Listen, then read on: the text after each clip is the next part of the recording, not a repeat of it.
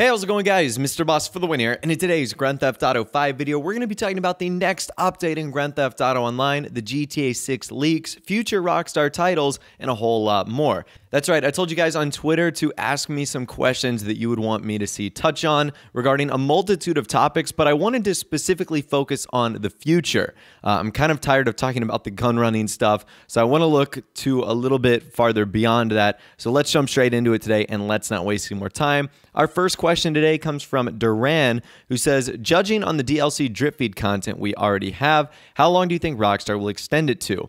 So there's 4 vehicles left if we include the one that's going to be released tomorrow on August 1st. Now, if we follow Rockstar's recent pattern of releasing DLCs, that would mean that they're going to be doing one per week. So if there's going to be a vehicle releasing tomorrow on August 1st, that would mean we would have another on August 8th, another one on August 15th, and the final one on August 22nd. Now, that's if everything goes according to the 1-week schedule that they've been doing, and that's if by the 22nd date, they release all the content. So to me, that is the minimum point at which they could be done with all the gun running stuff. There's a chance that they maybe do one for 10 days, or they feature a week after all the cars have been released with another new adversary mode or something that we don't know about just quite yet. So I think the minimum date is going to be August 22nd. So basically 4 more weeks of the gun running drip fed stuff. And then after that is when we will get into hopefully looking for some new content in a new DLC in Grand Theft Auto Online. Now that's a great segue to another question from Spider Shot, who says, when do you think the new DLC will be announced and released? So assuming they run out of all the content on August 22nd, I would say the next update would be announced sometime between then and then September, sometime in the middle or late September, and then the update will be releasing in October. Now, the reason I say this is because for the last 2 updates in October, dating all the way back to 2015 and 2016, that's the same way in which it's happened. The update has been announced in September, launched in October. In 2015, it was lowriders. In 2016, it was bikers. And then this year, we really don't know what exactly the next update is going to be. Now, the rumor for the next update is it's going to be a sort of Smuggler's Run style update. And we have a couple questions about that. This first one from Volt is, do you think the next DLC will be smuggling on land, like 4x4s, off-road vehicles, or C, stealth boats and water vehicles? So to me, Smuggler's Run more sounds like Gun Running Part 2. So basically the exact same thing, but with different land vehicles, which I actually hope is not the case. If we are going to be getting another similar gun running style update, my hope is that they would do something different, like expand into air vehicles or water vehicles, kind of like in the video I talked about yesterday. So unfortunately, I'm not really all that excited about this theme. I really wish Rockstar was exploring something different. I wish they were going in a different direction, but unfortunately, according to all the, reputable members of the community, it does look as if Smuggler's Run is going to be the direction in which they're going for the next update, which to me is just a glorified gun running Part 2. And gun running was fun, don't get me wrong, but there's a ton of other amazing themes that I wish Rockstar would explore that we'll also touch on a little bit later in this Q&A video. However, sticking with Smuggler's Run, this next one comes from Pyrogue, who says, do you think Smuggler's Run would bring in anything big, like a new type of storage place in your bunker for special boats, planes, etc.? So I was talking about this the other day, and this would be a great use to introduce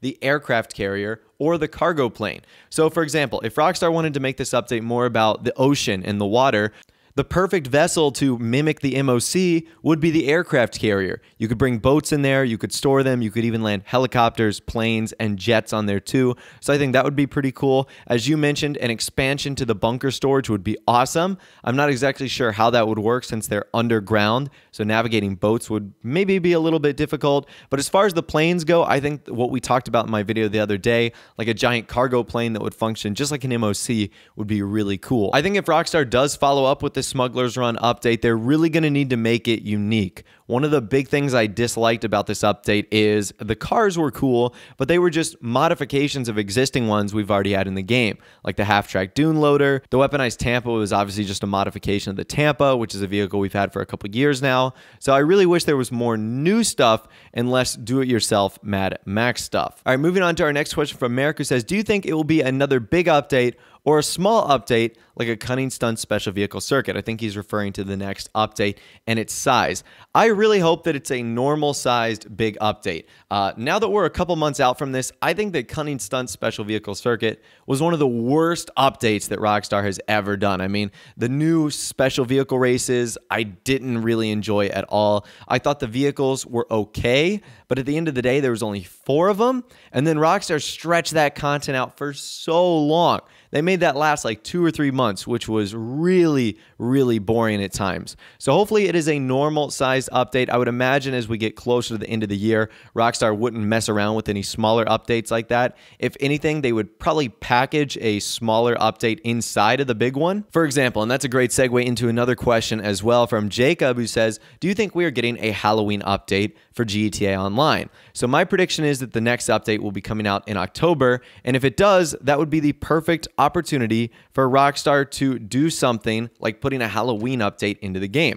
Rockstar pretty much have the Halloween updates down pat. They've done a really good job with them. Last one in Bikers was amazing with the Skull Bike. That one was really cool. What they did in 2015 with the Lurcher and the Frankenstein, that was awesome as well. So they've done a really good job with the Halloween themed updates. So I would imagine that trend would continue in 2017 if an update comes along in October. If it doesn't, then it might be tricky for Rockstar to just introduce sort of a Halloween update into the game. I don't think they would do that. So I think it's all going to depend on what sort of style update comes out in October. Speaking of that style of update that could come out in October, this question from Cool Cobra 64 is, do you think Rockstar might take some inspiration from GTA Wise Guys, Tuners, and Outlaws concepts that he's been showing on his channel?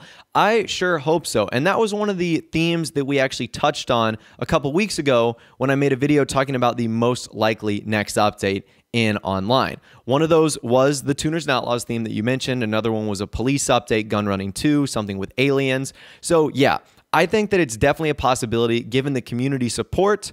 Number 2, given the fact that Rockstar hasn't really done an update like that. They've done racing style DLCs. They've done, import-export style updates, kind of like Gone in 60 Seconds, but they've never done like a tuners style update. So I think that that would be a nice welcome addition to online, especially if the vehicles had tons of customization, tons of new features for us to enjoy. Rockstar would do it right, but I think it's all going to be up to them if it's on their agenda, if they think it's something they could work.